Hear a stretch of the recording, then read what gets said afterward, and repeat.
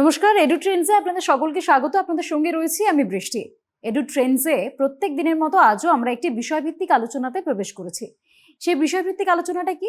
আমরা আজকে আলোচনা করব বাংলা ভাষা, বাংলা সাহিত্য এবং বাংলা পাঠ্যক্রম নিয়ে। আমরা বেশ কিছু ভাগে এটাকে ভাগ করে আলোচনা করব। তবে সবার আগে যে বিষয়টি আলোচনা করব সেটা হচ্ছে প্রাথমিক স্তরে যে বিদ্যালয়গুলি রয়েছে সেখানে বাংলার ভিত্তিটা কি। আর আমার সঙ্গে এডু ট্রেন্ডসে প্রত্যেক দিন যেমন গেস্ট থাকেন, আজও রয়েছেন আমার সঙ্গে। আজকে রয়েছেন স্কটিশ চার্চ কলেজের বাংলা বিভাগের associate professor doctor Bidisha Sinha. নমস্কার ম্যাম, অনেক স্বাগত।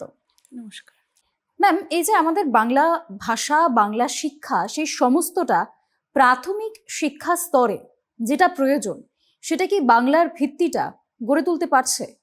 হ্যাঁ, মানে প্রাথমিক স্তরে যে বাংলার যা এখন পাঠ্যসূচি, যেটা একদম প্রাথমিক স্তর এবং তারপরে স্কুল স্তরে পড়ানো হচ্ছে, বিদ্যালয় স্তরে, সেখানে যা পড়ানো হচ্ছে যে পাঠ্যসূচি যেটা, সেটা আমার মনে হয় ভিত্তি শিক্ষা হিসেবে যথেষ্টই।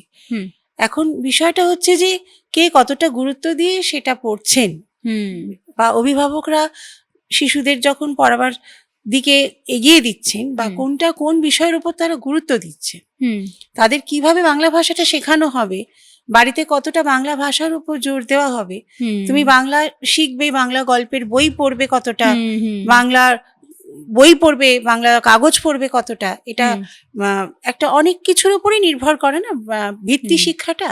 তো ভিত্তি শিক্ষার ক্ষেত্রে গল্পের বইয়ের প্রসঙ্গ এসে যায়, ভিত্তি শিক্ষার ক্ষেত্রে বাংলা সংবাদপত্রের প্রসঙ্গ এসে যায়, ভিত্তি শিক্ষার ক্ষেত্রে বাংলায় কমিক্স দেখা বা বাংলায় কিছু চলচ্চিত্র দেখা কি বাংলা নাটক দেখা, অনেক কিছু এসে যায়। ছোটদের নাটক আছে, ছোটদের চলচ্চিত্র আছে।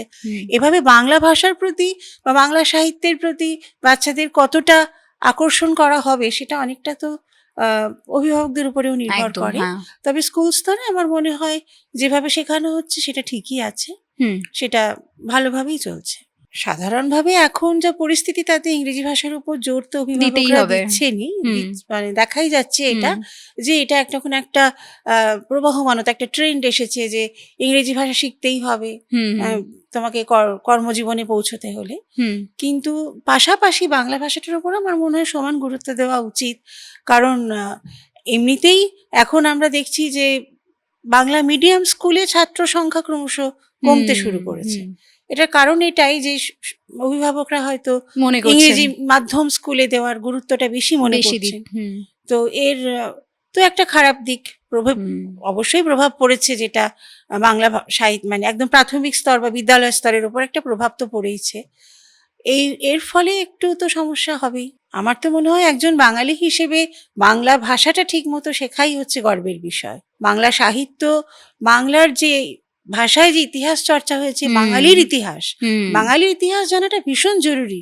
যদি আমরা এখন খুব সংকটময় পরিস্থিতির মধ্যেও গিয়ে পৌঁছই, সেখানে কিন্তু আমাদের রক্ষা করবে আমাদের বাঙালির ইতিহাস। কাজেই বাঙালির ইতিহাস জানাটা বাংলার প্রাথমিক স্তরে বা বিদ্যালয় স্তরে অবশ্যই জরুরি। একদমই। তবে একটা বিষয় কিন্তু স্বীকার করতেই হবে যে বর্তমান সমাজে দাঁড়িয়ে ইংরেজি মাধ্যম স্কুলের প্রয়োজন অবশ্যই রয়েছে।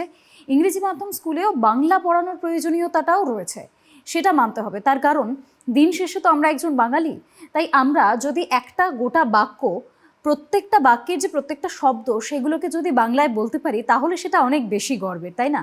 আর আমরাও ইংরেজি মাধ্যমের ইংরেজি ভাষা ব্যবহার করি, আমরা কাজের ক্ষেত্রেও সেই ইংরেজি শব্দের প্রয়োগ করি, কিন্তু ইংরেজি শব্দের প্রয়োগটা অবশ্যই গর্বের, সেটা তারা করতেই পারেন যাদের পছন্দ। কিন্তু যারা করছেন না তাদের জন্যেও, এবং যারা শিখতে চান বাংলাটা তাদের জন্যেও, একটা বাক্যে প্রত্যেকটা শব্দ যদি বাংলার থাকে তাহলে সেটা অনেক বেশি গর্বের।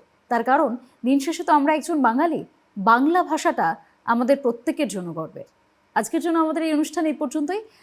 আপনাদের সকলকে অনেক ধন্যবাদ। নমস্কার ম্যাম। নমস্কার।